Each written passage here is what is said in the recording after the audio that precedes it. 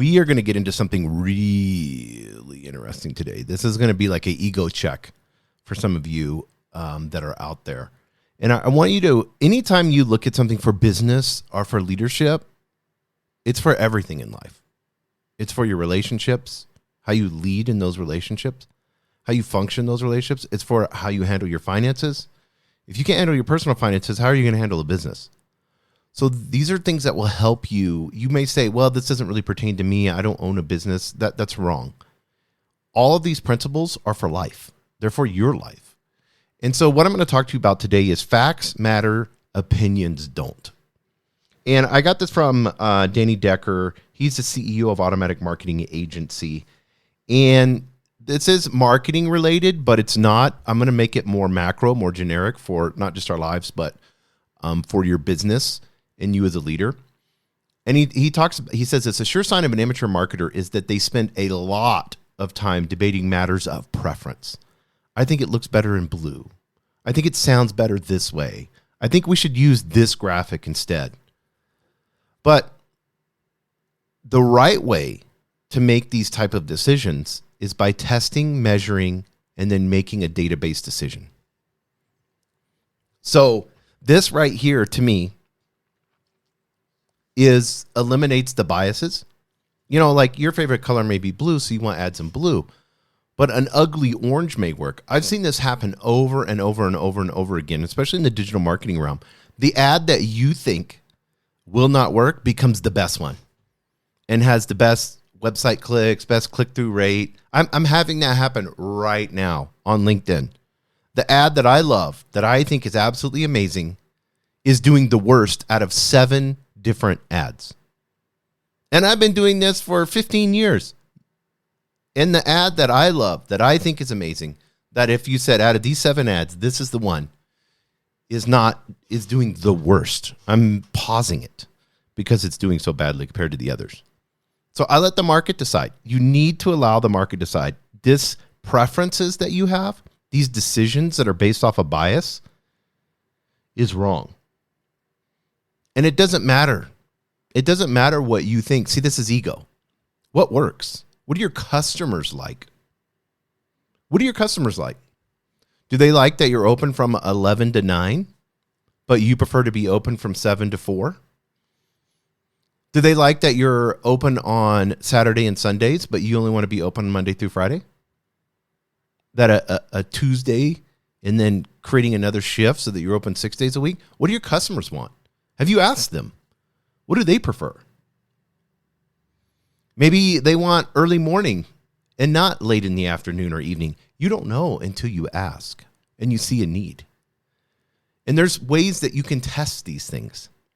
There's creative ways that you can test these things. And this is so simple because whenever you look at something without a bias filter, I'm Republican, I'm Democrat, I'm religious, this is the way this goes, this is how it is, this is like black and white, this is it. Whenever you put these personal preferences out on things, it stifles creativity.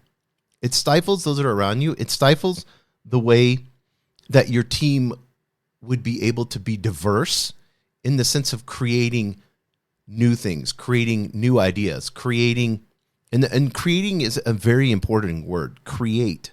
Like, that's what we're made to do. As humans, we are made to create. Creativity, all of these things are important, but if it's just you and your preference and your feelings,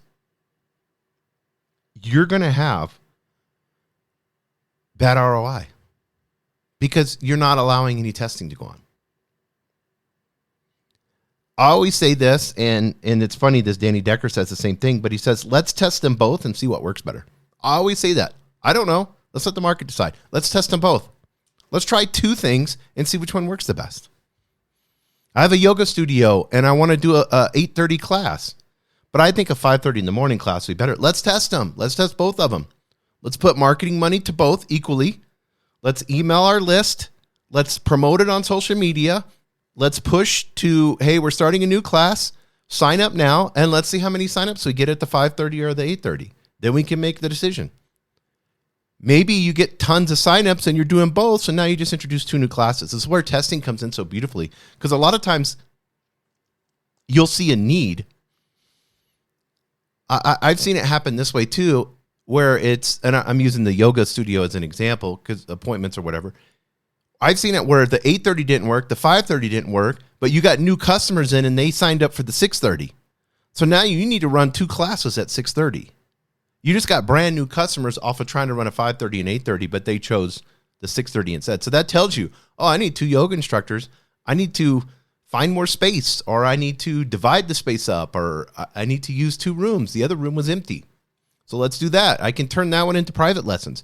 Maybe are there people that want private lessons? Is there small group lessons that I can charge more where there's only 5 people in there or 10 people at a time? There's so many different ways that you can test things. Try them. And you don't have to. You can just put it on your website and then email your existing customer base. And I always tell you, emails are gold. Emails are gold. Email marketing still works.